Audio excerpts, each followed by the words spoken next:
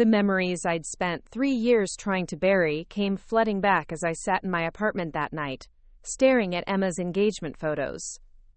Each image was a carefully curated snapshot of a life I'd been systematically erased from.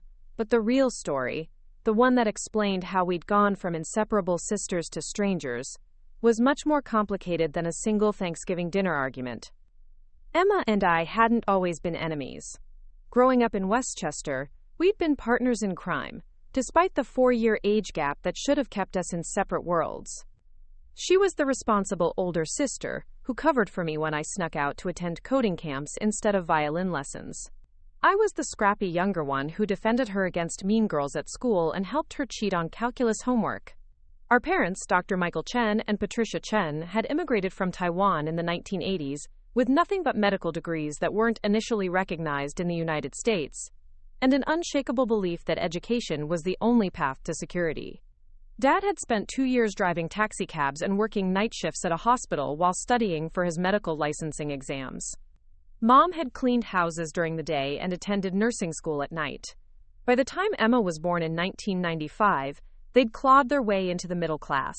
By the time I arrived in 1999, they'd achieved the American dream: a house in a good school district, 2 successful medical careers, and enough financial stability to give their daughters opportunities they'd never had. But with that success came expectations.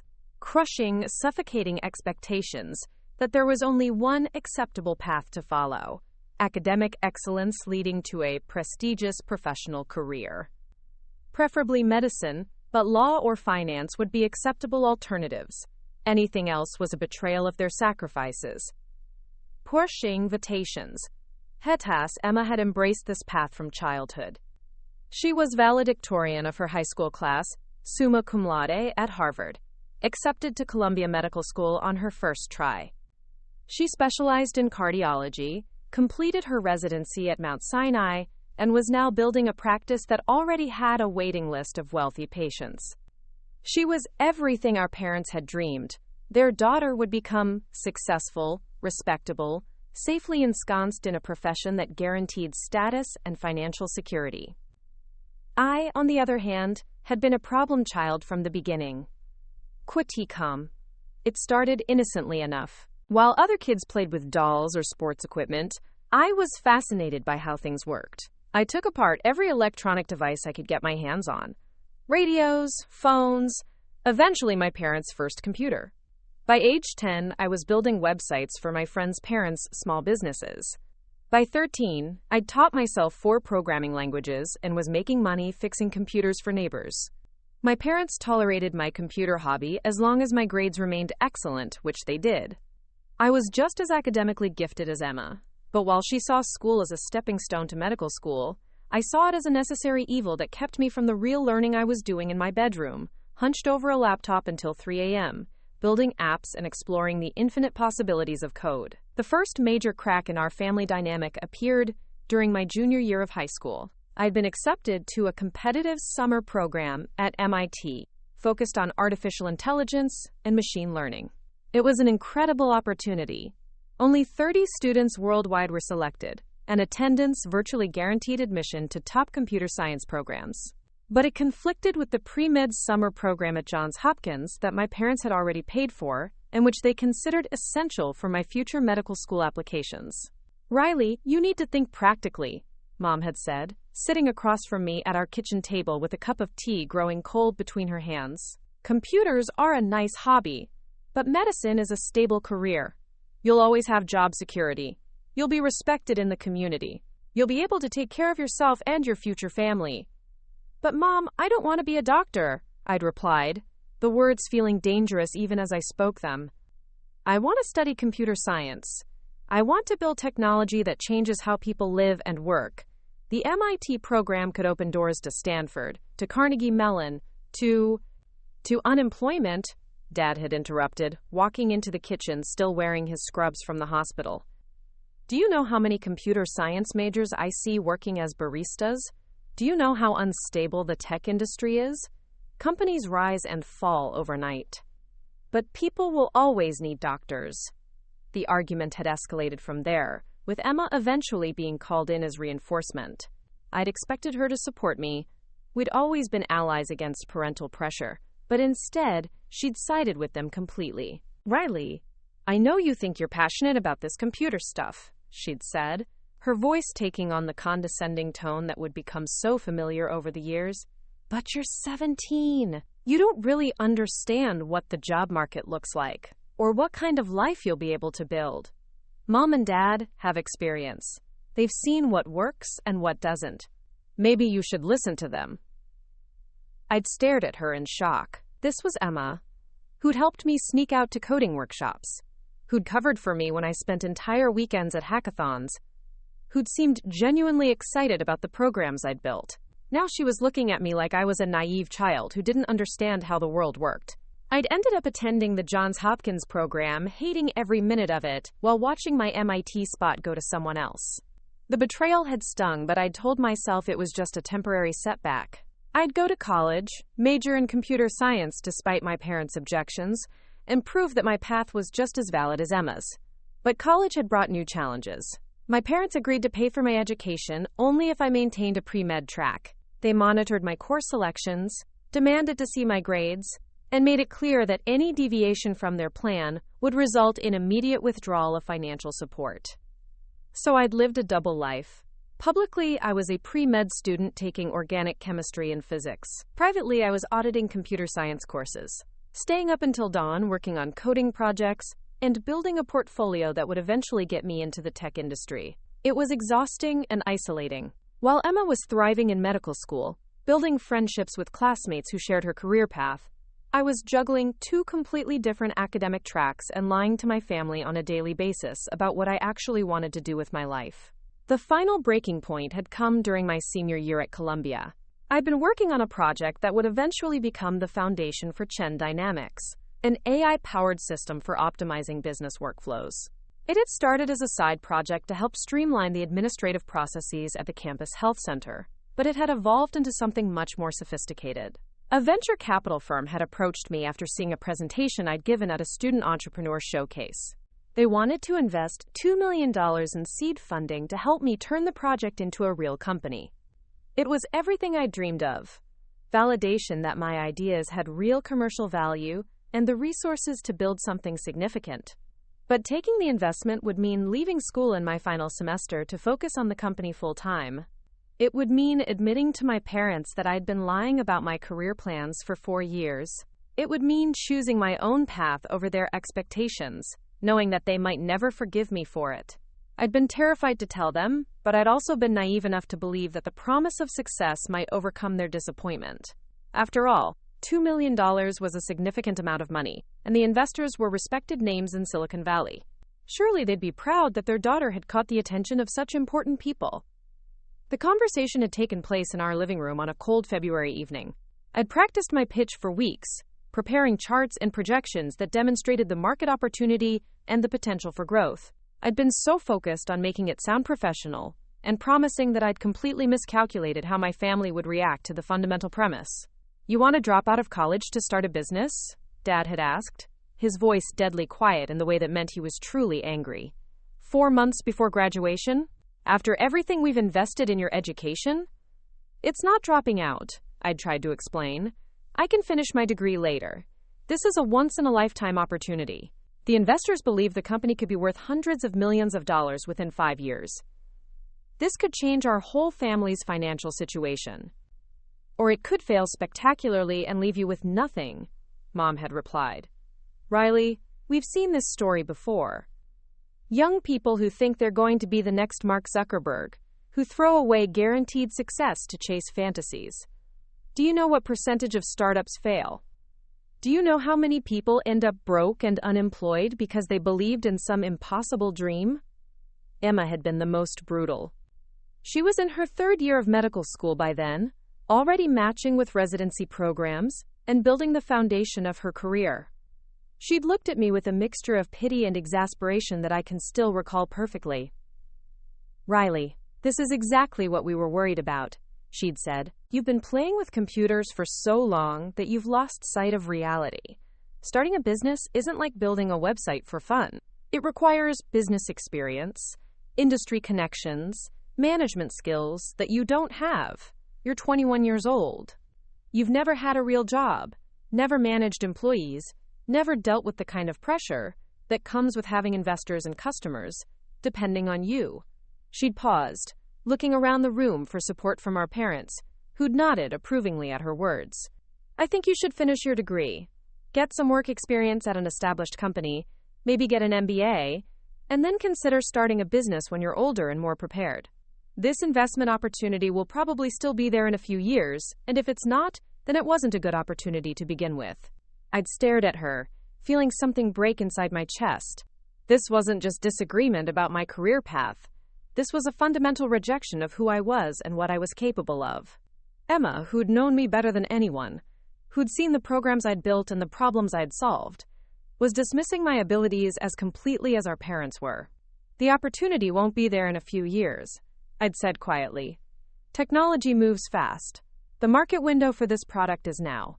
If I don't take this investment, someone else will build something similar and get there first. Then let them, Dad had replied. You can have a stable, successful career as a doctor. You can help people, make good money, have the respect of your community.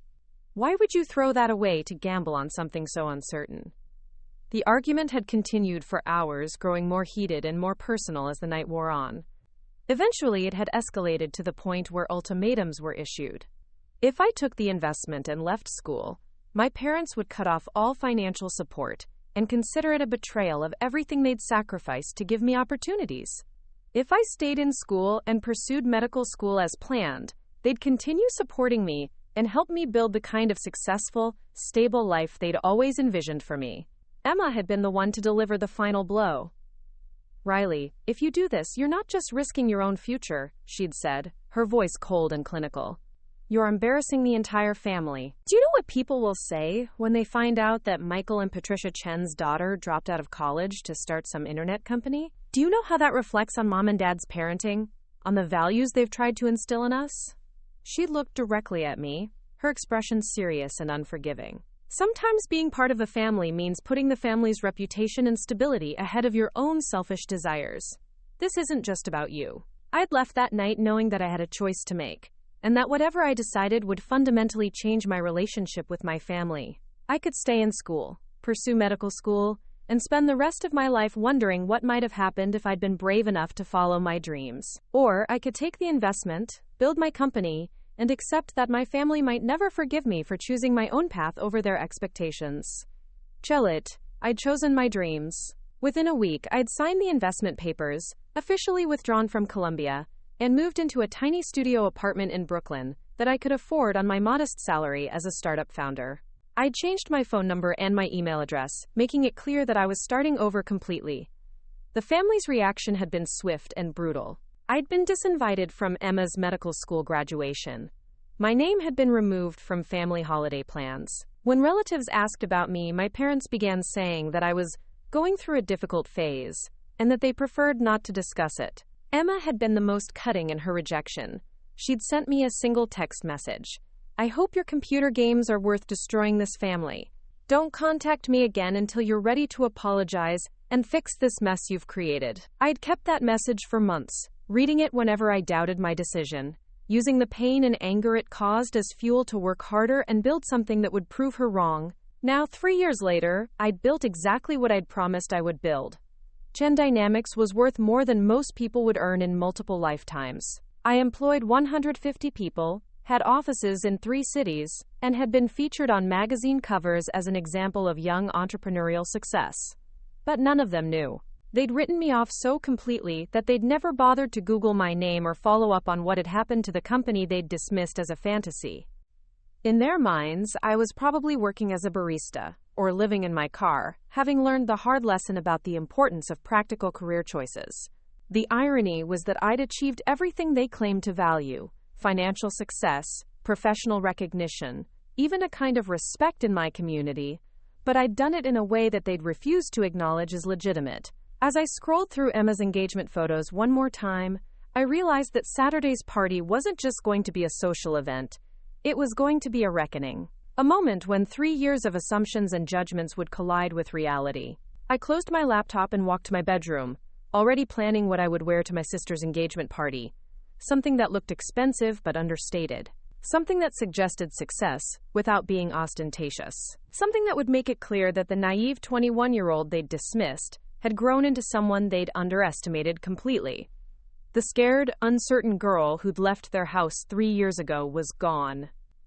In her place was a woman who'd built an empire from scratch and who was ready to show them exactly what they'd thrown away when they'd chosen conformity over family loyalty. Saturday was going to be very interesting indeed. "Welcome back, Madam CEO," he said, stepping aside with a bow I hadn't expected.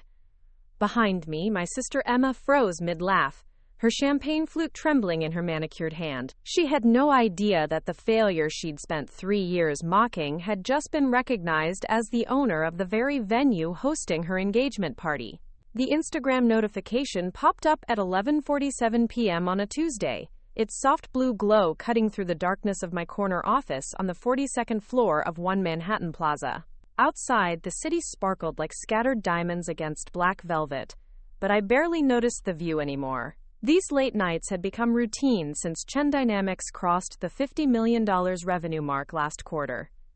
Success, I'd learned, demanded sacrifices. I was deep in reviewing our Q4 projections when the notification banner slid down from the top of my phone screen. A tagged photo from my cousin Jessica's account. I almost dismissed it. Family social media updates had become irrelevant to my life years ago, but something about the thumbnail image made me pause. It was my sister Emma, radiant in an emerald silk dress that probably cost more than most people's monthly rent, showing off a massive diamond ring to a circle of familiar faces at what looked like Le Bernardin. The soft lighting of the Michelin-starred restaurant cast a golden glow over the scene, making everyone look like they belonged in a luxury magazine spread. She said yes. "Can't wait for the engagement party next month. Ring sparkles, #ManJames, #PowerCouple, #SoHappy, #BlessedFamily." I stared at the image, my chest tightening with a familiar ache that I thought I'd buried under 3 years of relentless work and unprecedented success. There was Mom, Patricia Chen, beaming with pride as she pulled Emma into an embrace, her usually composed expression replaced with pure maternal joy. There was Dad, Dr. Michael Chen, looking distinguished as ever in his navy blazer, shaking hands with James Morrison, Emma's fiancé, a finance executive at Goldman Sachs who'd probably impressed our parents with his Ivy League pedigree and 7-figure salary. But it wasn't just my immediate family. The photo showed aunts, uncles, cousins, family friends, our entire extended network celebrating what was clearly a major announcement. Uncle David was raising a champagne flute. Aunt Linda was dabbing her eyes with a napkin. Even our elderly grandmother, Nai, was there, smiling in a way I hadn't seen since I was a child.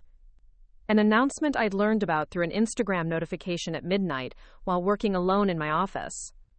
The comments were already flooding in, a cascade of digital congratulations that made my stomach twist. "So excited for you both. Beautiful couple. When's the big day? Your parents must be thrilled." I scrolled through dozens of responses from family members, family friends, even some faces I recognized from our old neighborhood in Westchester. Clearly, everyone had known this was coming. Everyone had been included in the celebration. Everyone except me. I set the phone face down on my mahogany desk, a custom piece that had cost more than my parents' monthly mortgage, and walked to the floor-to-ceiling windows that offered an unobstructed view of Manhattan's skyline. At 25, I'd accomplished something that most entrepreneurs could only dream of. Chen Dynamics, the tech consulting firm I'd built from my Columbia dorm room, now employed 150 people across offices in New York, San Francisco, and Austin. We'd just signed a multi-million-dollar contract with Netflix to overhaul their content recommendation algorithms. Fortune magazine had featured me on their 30 under 30 inches list last year. Harvard Business School had invited me to speak at their entrepreneurship conference. But standing there in my tailored Armani suit, looking out at the city I'd conquered, I felt like that same rejected little sister who'd been systematically excluded from family game nights, birthday parties, and holiday celebrations for the past 3 years. The exclusion hadn't started overnight. It had been a slow erosion, beginning with that catastrophic Thanksgiving dinner 3 years ago, when I'd made the mistake of sharing my business dreams with the family. I'd been so excited, so naive, thinking they'd be proud that their youngest daughter was taking risks and chasing something meaningful. Instead, Emma had turned it into a public humiliation. "Riley's just going through one of her rebellious stages," she'd announced to the entire dinner table, her voice carrying that particular blend of condescension and amusement that older siblings perfect over the years. She'd been cutting her turkey with surgical precision, each movement deliberate and controlled. "Mom, Dad, you remember when she wanted to be a veterinarian? Then a chef? Then that phase where she thought she'd become a professional photographer? Now she thinks she's going to be some tech entrepreneur. It's cute, really, but we all know how these things go." The words had hit me like physical blows. I remembered the exact sound of the collective chuckle that had rippled around the table. Polite, knowing, dismissive. Aunt Linda had actually patted my hand sympathetically, as if I were a child who'd just announced I wanted to be a princess when I grew up. "At least one of my daughters has her feet firmly planted on the ground," Dad had muttered into his wine glass, his eyes fixed on Emma with obvious pride. "Medical school, residency, now a successful cardiology practice. That's what I call a real career path." Emma had glowed under his approval, straightening her shoulders in that way she'd done since childhood whenever she'd managed to outshine me. "James and I were just discussing how important it is to have realistic goals," she'd added, reaching for her boyfriend's hand. "We can't all chase fantasies forever." I'd excused myself to the bathroom and spent 10 minutes gripping the marble countertop, staring at my reflection while trying to hold back tears of rage and humiliation. When I'd returned to the table, the conversation had moved on to Emma's latest medical research publication, and no one seemed to notice that I spent the rest of the evening in silence. That night, I'd driven back to my tiny studio apartment in Washington Heights and made a promise to myself. I would prove them wrong, not just Emma, but all of them. I would build something so successful, so undeniable, that they'd have no choice but to acknowledge what I'd accomplished.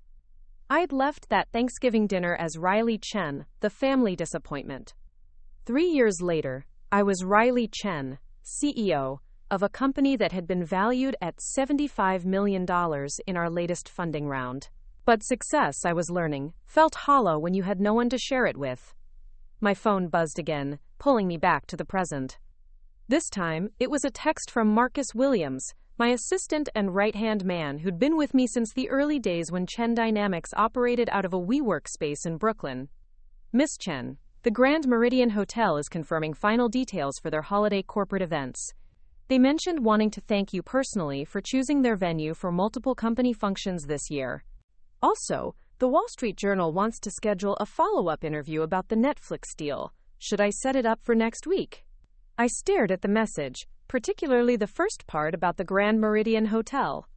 The name sent a jolt of recognition through me, and I quickly picked up my phone to scroll through Emma's Instagram posts again, studying the location tags and background details I'd initially missed. There it was, buried in the comments section of her engagement announcement.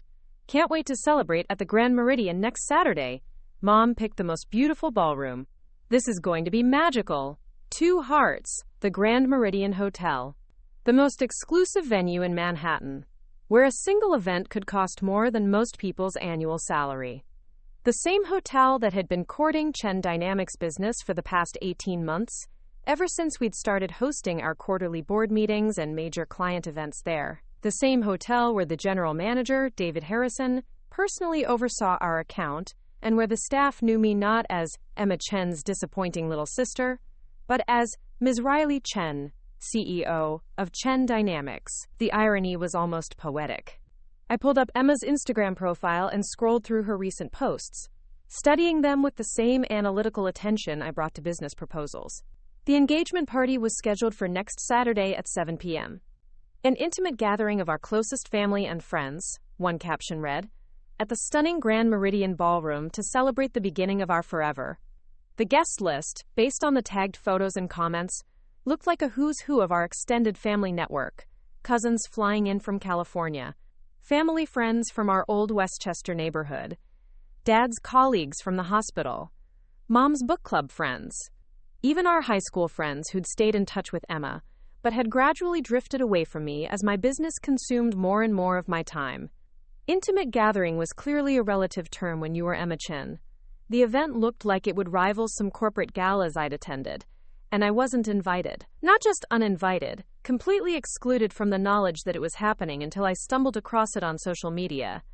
I walked back to my desk and opened my laptop, pulling up Chen Dynamics' account with the Grand Meridian. The numbers told a story that Emma had no idea existed. Over the past year and a half, my company had become one of their highest-paying corporate clients. We'd hosted our annual investor meeting there, our quarterly board dinners, the celebration party when we'd closed the Netflix deal, multiple client events that had brought hundreds of high-net-worth individuals through their doors. The hotel's revenue reports, which David Harrison had shared with me during our partnership discussions, showed that Chen Dynamics accounted for nearly 15% of their corporate event income. We weren't just clients, we were partners. The kind of partners who got personal attention from management, custom menus, and priority booking for their premium spaces. The kind of partners whose CEOs were recognized on site by security and treated like visiting royalty. I'd built my company on calculated risks, on seeing opportunities that others missed and having the courage to act on them. This felt like another one of those moments. A chance to turn an exclusion into an opportunity, a rejection into a revelation. I opened a new email to Marcus and began typing, "Please confirm my attendance at Saturday's networking event at the Grand Meridian. I'd like to stop by the hotel beforehand to check on our corporate account and discuss the Q1 event calendar with David Harrison. Also, please arrange for my car service to pick me up at 6:30 p.m. sharp." As I hit send, I couldn't help but wonder what Emma's reaction would be when she realized that her failure of a sister had been quietly building an empire while she was climbing the medical career ladder one prestigious rung at a time. What would she say when she discovered that the venue she'd chosen for her perfect engagement party was the same place where I was treated as a VIP client? But it wasn't just about Emma. It was about my parents, who'd written off my dreams as childish fantasies. It was about the extended family who'd watched me leave that Thanksgiving dinner in shame, and had apparently decided I was no longer worth including in major life events. It was about every person who'd smiled politely while dismissing my ambitions as unrealistic.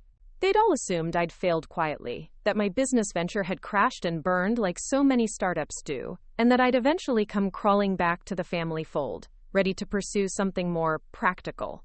They had no idea that I'd succeeded beyond even my own wildest expectations.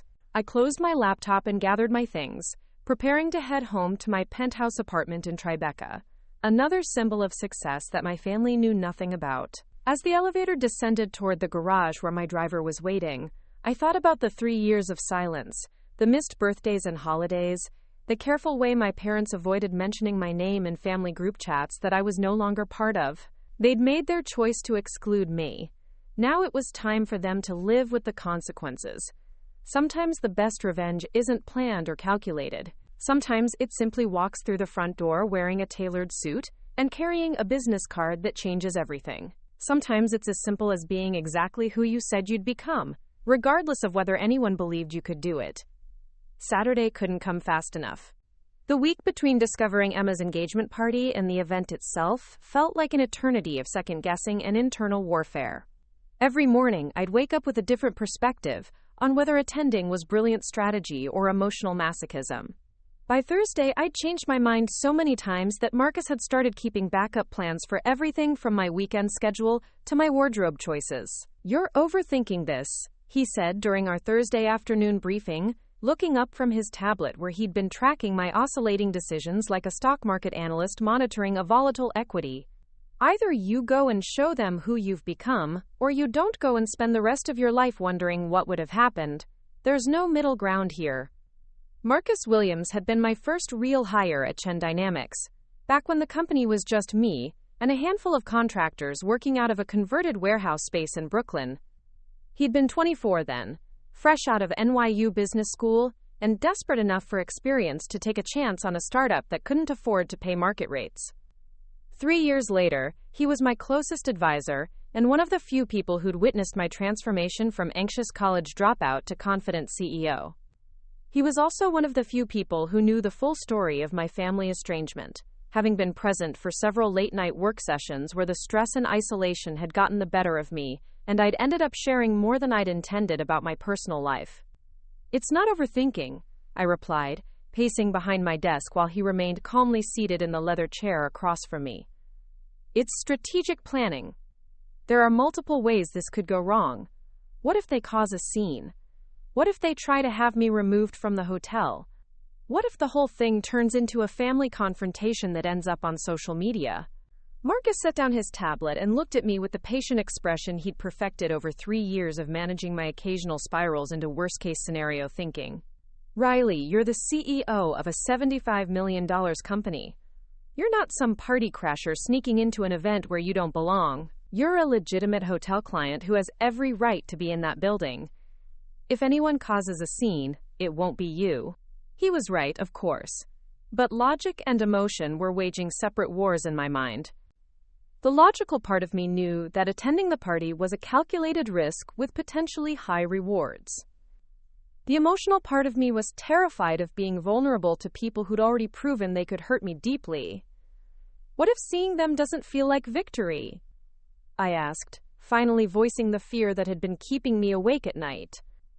What if I just feel like that same rejected 21-year-old who wasn't good enough for her own family? Marcus stood up and walked to the window, looking out at the Manhattan skyline that had become the backdrop for so many of our strategic conversations over the years.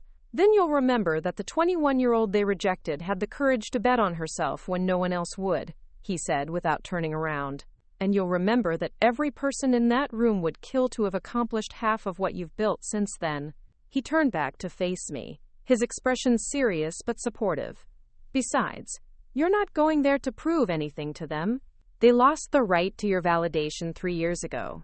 You're going there to prove something to yourself, that you've grown beyond their ability to diminish you." The conversation with Marcus had helped clarify my thinking, but it hadn't eliminated the emotional complexity of what I was contemplating.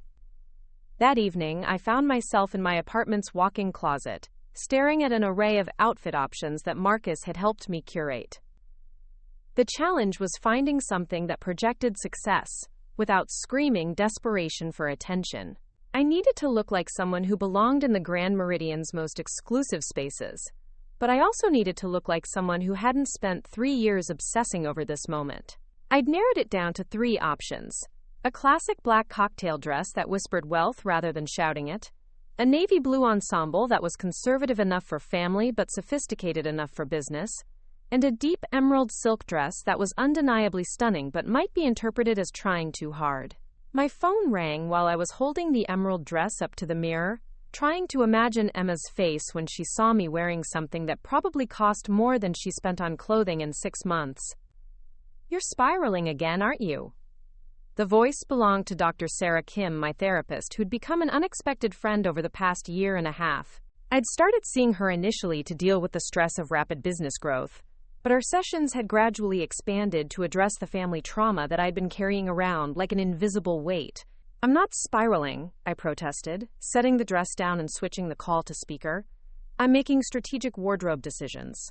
"At 9 p.m. on a Thursday night, 3 days before an event you've been obsessing over all week?" Her tone was amused but knowing. "That's definitely spiraling." Dr. Kim had been the one to help me understand that my drive to succeed wasn't just about proving my family wrong. It was about proving to myself that I was worthy of love and acceptance, regardless of whether they ever offered it. She'd also been the one to suggest that attending Emma's engagement party might be an important step in my healing process, though she'd been careful to frame it as a choice rather than a recommendation. "Talk me through what you're really afraid of," she said, her voice taking on the gentle but probing tone that meant we were shifting into therapy mode. I sat down on the edge of my bed, suddenly feeling exhausted by the weight of emotions I'd been carrying all week. "I'm afraid that seeing them will make me realize that all of this, the company, the success, the money, doesn't actually fill the hole they left when they rejected me," I admitted. "I'm afraid that no matter how successful I become, some part of me will always be that scared kid who just wanted her family to be proud of her." "And if that's true?" Dr. Kim asked. "If you go to this party and discover that your success hasn't healed all the wounds they caused, what then?" I thought about the question for a long moment, watching the city lights twinkle through my bedroom windows. Then I guess I'll finally know where I really stand, I said, instead of spending the rest of my life wondering. That sounds like growth to me, she replied. 3 years ago, you made a decision to prioritize your own dreams over their approval. This party is a chance to find out whether you've truly internalized that choice, or whether you're still seeking their validation. After we hung up, I found myself looking through old photos on my phone, pictures from before the estrangement when Emma and I had been genuinely close. There was one from my high school graduation, both of us grinning in matching sundresses, her arm around my shoulders in a gesture of protective sisterly love. Another from a family vacation to California, where we'd spent an entire day building an elaborate sandcastle while our parents read books under an umbrella nearby.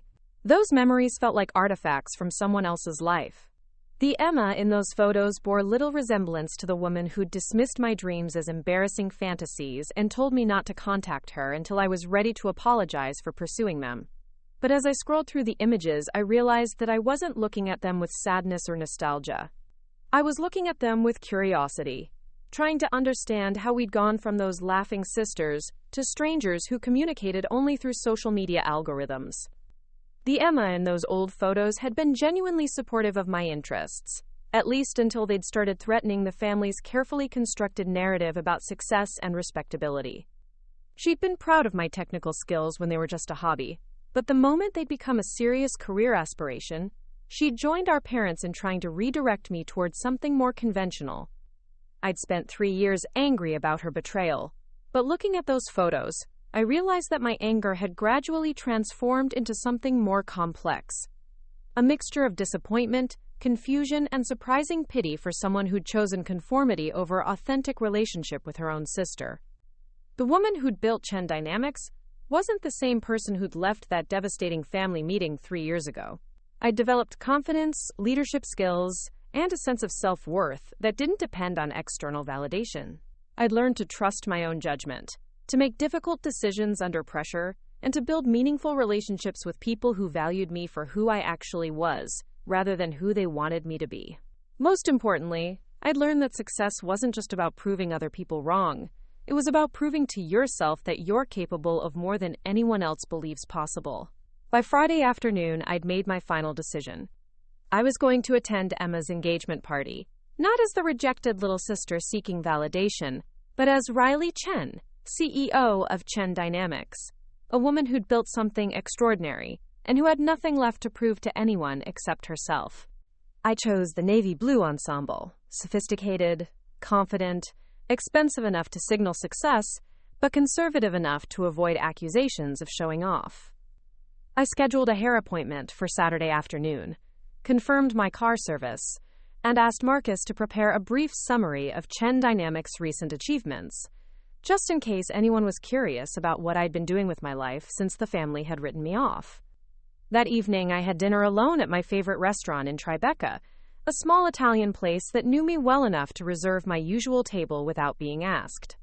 As I ate, I thought about the version of myself who would walk into the Grand Meridian tomorrow night, poised, successful, genuinely happy with the life she'd built. 3 years ago, I'd made a choice to bet on myself when no one else would. Tomorrow night, I'd find out whether that bet had paid off in ways that went beyond financial success and professional recognition. I finished my wine and signaled for the check, feeling calm and focused for the first time all week. Whatever happened at Emma's engagement party, I was ready for it. Not because I needed their approval anymore, but because I'd finally reached a point where their lack of approval couldn't diminish what I'd accomplished. The scared, uncertain girl who'd left their house 3 years ago was gone. In her place was a woman who'd learned that the most important validation comes from within, and that the greatest success is being proud of who you've become, regardless of whether anyone else understands or appreciates the journey. Saturday morning arrived with the kind of crisp autumn clarity that made Manhattan look like a movie set. I woke up at 6 a.m. not because I had to, but because my body had adapted to the rhythms of entrepreneurship. Early rising had become as natural as breathing. But this morning felt different. There was an electricity in the air, a sense that the day would mark some kind of turning point in my life. I went for my usual run along the Hudson River, but instead of my typical route, I found myself heading toward the Upper West Side, toward the neighborhood where I'd grown up. I hadn't been back to Westchester since that final family confrontation 3 years ago, but being in the area where I'd spent my childhood felt important somehow, like I needed to remind myself of the person I'd been before everything had changed. As my feet hit the pavement in a steady rhythm, I thought about the version of myself who'd run these same paths as a teenager, full of dreams and ambitions that my family had dismissed as unrealistic.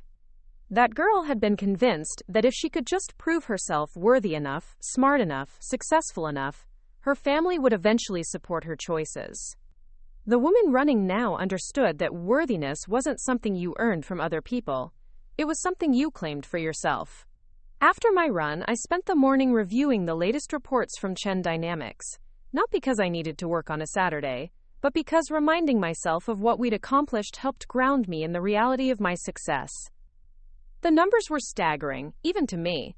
Revenue had grown 340% year over year. We'd just signed contracts that would carry us through the next 18 months with guaranteed income.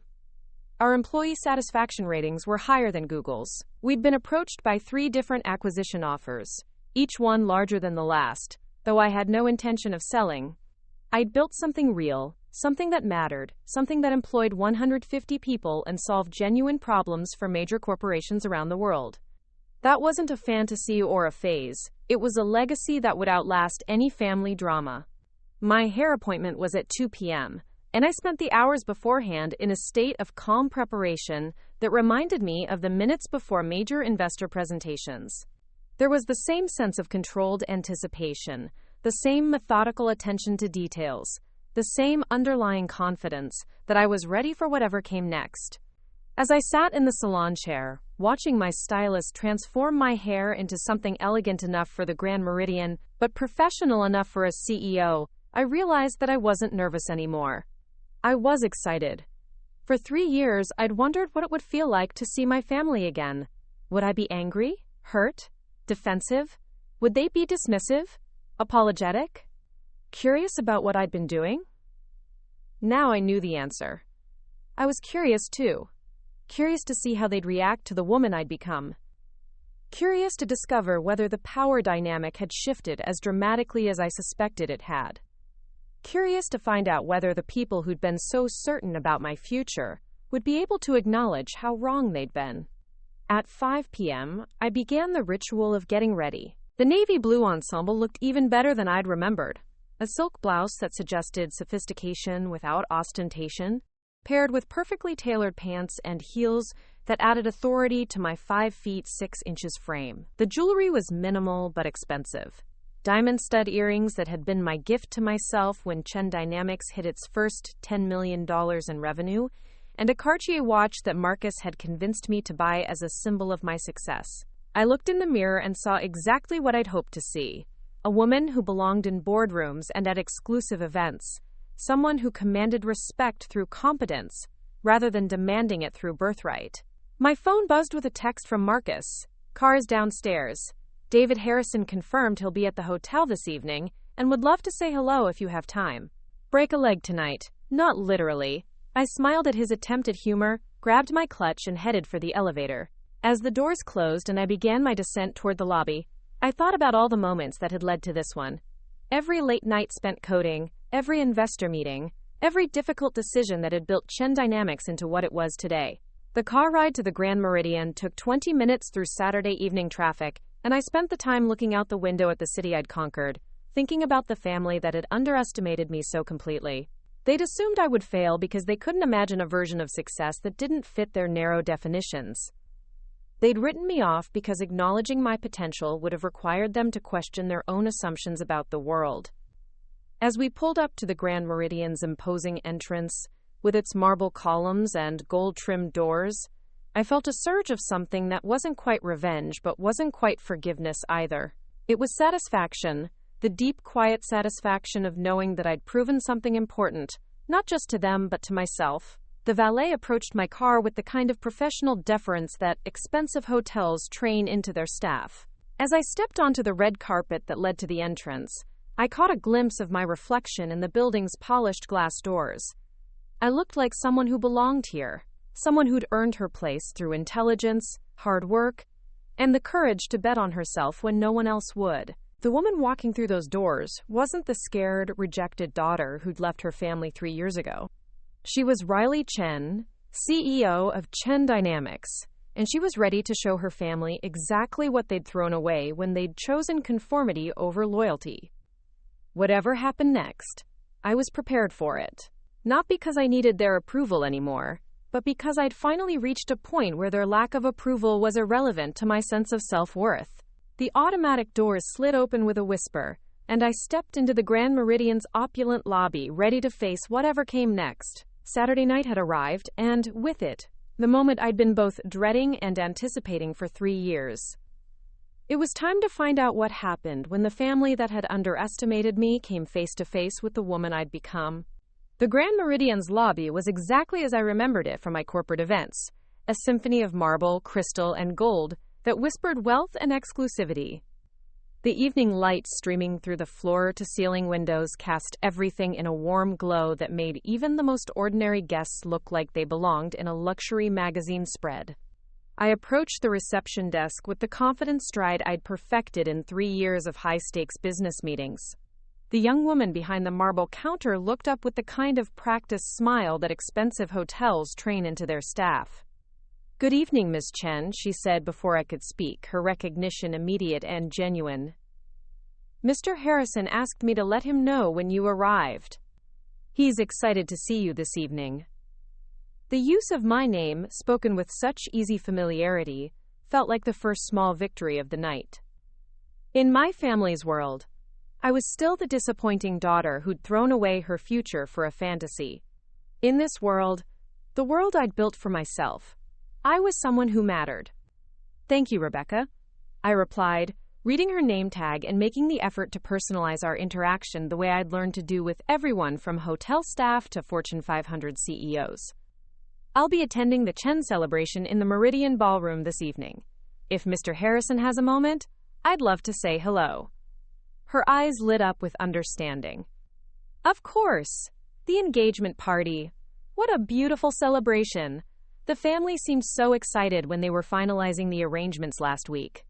I smiled, wondering what Emma would think if she knew that the hotel staff had been discussing her beautiful celebration with the sister she'd excluded from it. The elevator ride to the ballroom felt both eternal and instantaneous. As the numbers climbed, 3, 4, 5, I found myself thinking about all the moments that had led to this one. Every rejection, every doubt, every late night spent building something that my family had dismissed as impossible. The elevator doors opened with a soft chime, revealing a hallway lined with photographs of the hotel's most prestigious events.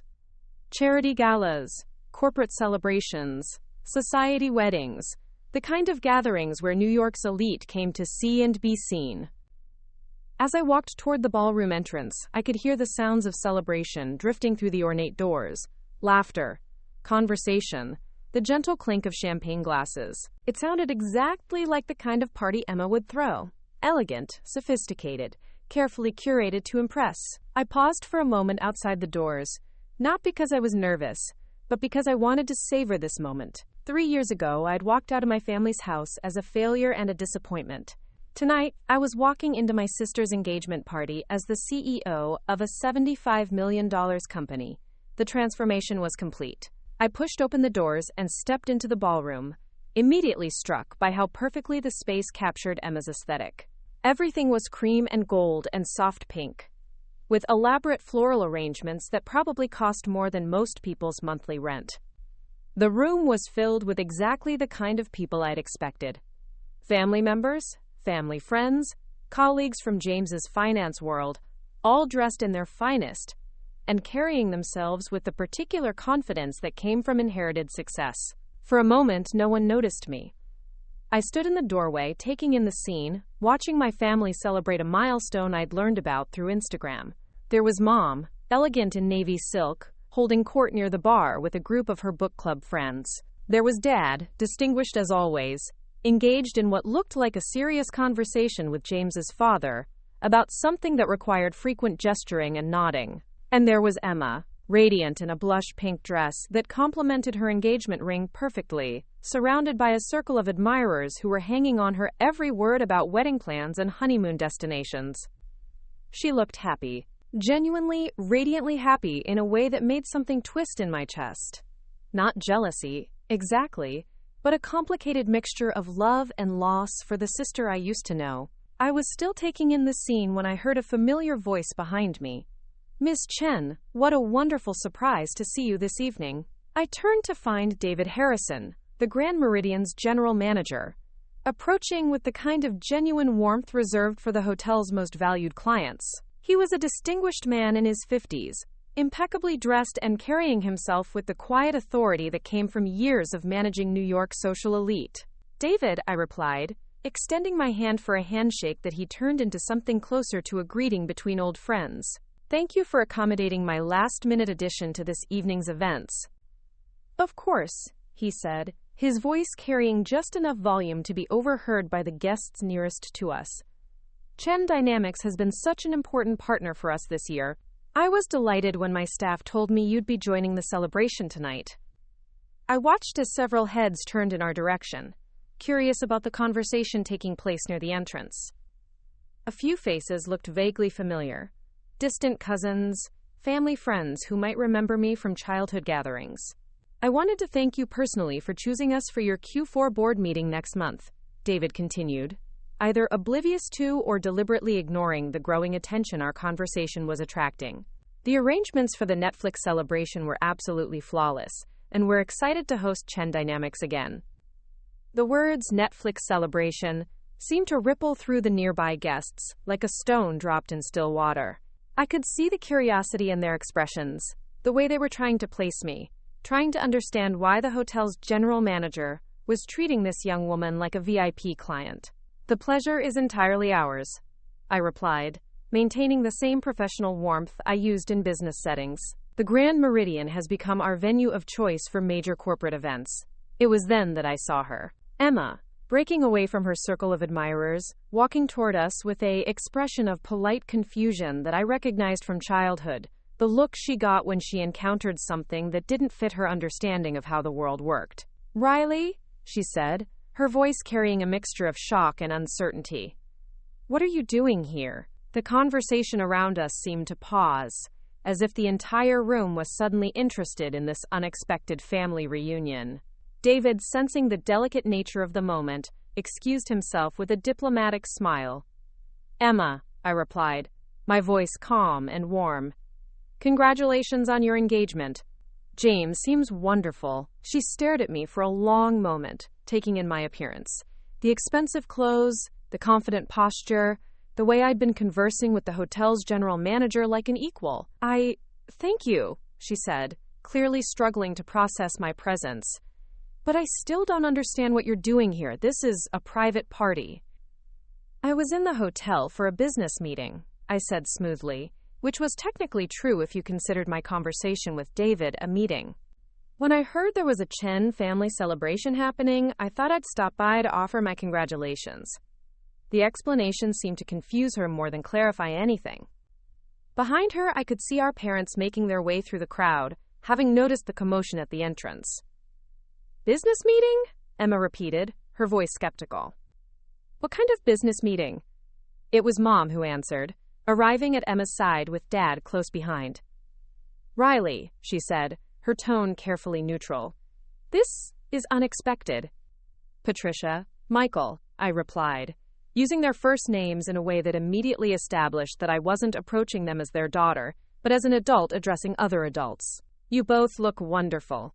Dad's expression was harder to read than Mom's carefully controlled neutrality. "We weren't expecting to see you," he said. "I imagine not," I replied. "It's been a while." The small crowd that had gathered around us was clearly sensing drama, even if they didn't understand the context.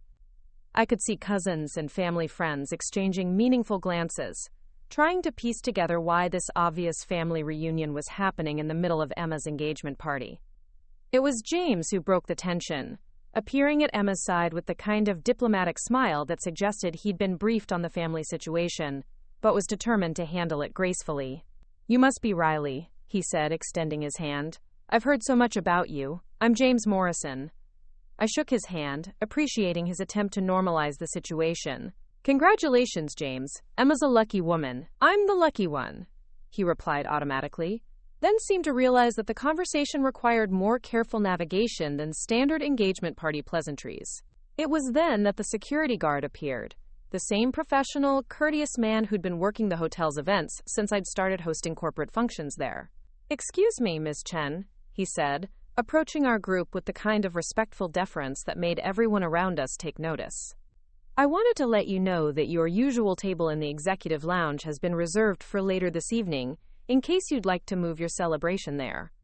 The words landed in our family group like a bomb. Meichi Cafe Norzare or Prapatol. Meichi Cafe of Lounge has been a brace. In the executive lounge. For my celebration. I watched the realization dawn on Emma's face, followed quickly by confusion, then something that looked almost like fear. Thank you, Robert, I said to the guard whose name I'd learned during my many visits to the hotel. I'll let you know if we decide to move the party. After he walked away, the silence stretched between us like a chasm. It was Emma who finally spoke. Your usual table? She asked, her voice barely above a whisper. Chen Dynamics hosts quite a few events here, I said simply. The staff has been incredibly accommodating. Chen Dynamics, Dad repeated slowly, as if testing the words. My company, I explained. We've been working with the Grand Meridian for about 18 months now. They've become our preferred venue for corporate events. The information seemed to hit all three of them simultaneously. I watched as they processed what I was telling them, that the daughter they'd written off as a failed entrepreneur had built something successful enough to be a regular client at one of Manhattan's most exclusive hotels. Your company, Mom said, her carefully controlled expression beginning to crack. You mean you actually built a successful business? Yes. I smiled, but not unkindly. Chen Dynamics is a tech consulting firm. We specialize in AI-powered workflow optimization for Fortune 500 companies. Our current valuation is around $75 million. The number hung in the air between us like a challenge. I could see Emma doing the math, trying to reconcile the sister she remembered. The one who'd left their house 3 years ago to pursue what they'd called a fantasy, with the woman standing in front of them now. 75 million, Emma repeated faintly. Give or take, I said. The market fluctuates. It was James who recovered first, his finance background helping him process the implications more quickly than my family members. That's incredible, Riley. Congratulations. Building a company to that scale in 3 years is remarkable. Thank you, I replied, genuinely appreciating his acknowledgement. It's been an interesting journey. Dad was staring at me with an expression I'd never seen before, something between shock and what might have been respect. I don't understand, he said finally. When you left, you were just starting out. You had an idea and some investors, but you assumed I'd fail. I finished gently. It's okay, Dad. Most startups do fail. I was fortunate enough to be in the small percentage that didn't. The conversation was interrupted by the hotel's events coordinator, a woman I'd worked with on several occasions, who approached our group with a clipboard and apologetic smile. Miss Chen, I'm so sorry to interrupt, she said. I wanted to confirm the arrangements for your November board meeting. The executive chef has some questions about the menu preferences for your international guests. Of course, Catherine, I replied. Could you send me an email with the details? I'll review them early next week. Absolutely, and congratulations on the Netflix contract extension. Mr. Harrison mentioned that it's quite significant. After she walked away, I turned back to my family, who were staring at me with a mixture of awe and confusion that would have been comical if the situation weren't so emotionally charged. Netflix contract? Emma asked weakly. We're overhauling their content recommendation algorithms, I explained. It's a multi-year engagement, quite lucrative. The rest of the conversation passed in a blur of awkward revelations and carefully managed family dynamics. My parents, clearly struggling to process what they'd learned, asked tentative questions about my business that I answered with professional courtesy but emotional distance. Emma seemed to oscillate between pride and confusion, as if she couldn't quite reconcile the successful woman standing in front of her with the sister she'd dismissed 3 years ago. By the time I excused myself to leave, promising to try to stay in better touch, the dynamic had shifted completely. I was no longer the family disappointment who'd thrown away her future for an impossible dream. I was Riley Chen, CEO of Chen Dynamics, a woman who'd built something extraordinary and who graciously attended her sister's engagement party despite not being invited. As I walked toward the exit, I could hear the conversation resuming behind me, excited voices discussing what they'd just witnessed, family members who'd written me off 3 years ago trying to understand how they'd gotten it so wrong. I didn't look back. I'd accomplished what I'd come here to do, which wasn't to gloat or seek revenge, but to close a chapter of my life that had been left painfully open. The car ride home was quiet, giving me time to process what had just happened. I'd faced my family as the woman I'd become rather than the girl they remembered, and the result had been everything I'd hoped for and nothing like I'd expected. They'd been shocked, confused, and clearly struggling to reconcile their assumptions about my failure with the reality of my success. But more than that, they'd been diminished somehow, not by my presence, but by the recognition of their own failure to see my potential when it mattered most. I'd proven something important that night, not just to them, but to myself. Success wasn't about gaining their approval. It was about becoming someone whose approval they wished they could earn. The scared, rejected daughter was finally truly gone. In her place was a woman who'd learned that the greatest victory isn't proving your family wrong. It's building a life so fulfilling that their opinion becomes irrelevant. As my car pulled up to my Tribeca apartment building, I smiled at the city lights twinkling outside my window. Tomorrow I'd return to the business of building Chen Dynamics into something even more extraordinary. Tonight I'd simply enjoy the satisfaction of knowing that I'd become exactly who I'd promised I would be, regardless of whether anyone had believed I could do it. The chapter was finally closed.